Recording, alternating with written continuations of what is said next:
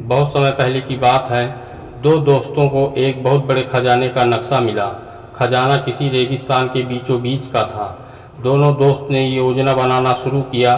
खजाने तक पहुंचने के लिए बहुत लंबा समय लगता है और रास्ते में भूख प्यास से मर जाने का भी खतरा था।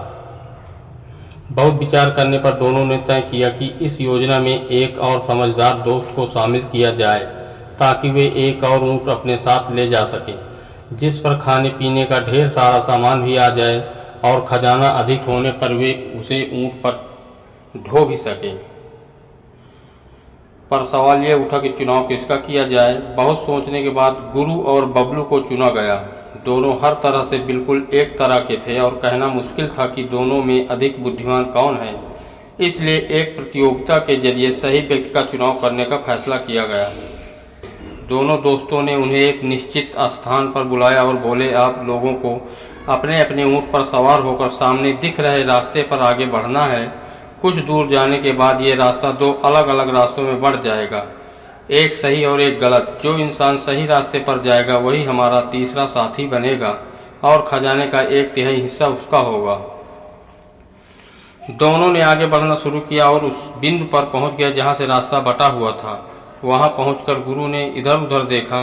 उसे दोनों रास्तों में कोई अंतर समझ नहीं आया और वो जल्दी से बाएं तरफ बढ़ गया, जबकि बबलू बहुत देर तक उन रास्तों की ओर देखता रहा और उन पर आगे बढ़ने के नतीजे के बारे में सोचता रहा।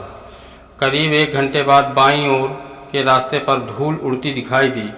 गुरु बड़ी तेजी से उस रास्ते पर वापस आ रहा था। उसे देखते ही बबलू मुस्कुराया और बोला, गलत रास्ता। हाँ, शायद, गुरु ने जवाब दिया। दोनों दोस्त छुप कर यह सब देख रहे थे और वे तुरंत उनके सामने आए और बोले, बधाई हो। शुक्रिया, बबलू ने फौरन जवाब दिया। तुम्हें नहीं, हमने गुरु को चुना है, दोनों दोस्त एक साथ बोले। पर गुरु तो गलत रास्ते पर आगे बढ़ रहा था, फिर उसे क्यों चुना जा रहा है? बबलू गुस्से में बोला, क्योंकि उसने ये पता लगा लिया कि गलत रास्ता कौन है और अब वो सही रास्ते पर आगे जा सकता है, जबकि तुमने पूरा वक्त बस एक जगह बैठकर यही सोचने में गंवा दिया कि कौन सा रास्ता सही है और कौन सा गलत। समझदारी किसी चीज़ के बारे में ज़रूर से ज़्यादा सोचने में नहीं, बल्कि एक समय के बाद उस पर काम करने और तजुर्बे से सीख लेने में है। दोस्तों ने अपनी बात पूरी की और खजाने की तरफ चल दिए। बबलू बैठा वहीं पछता रहा था।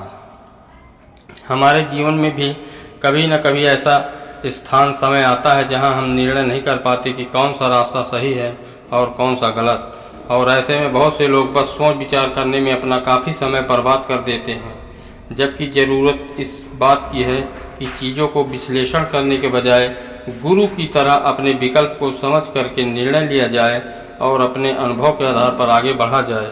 सदैव प्रसन्न रहिए, जो प्राप्त है पर्याप्त है, जिसका मन मस्त है उसी के पास समस्त है। धन्यवाद।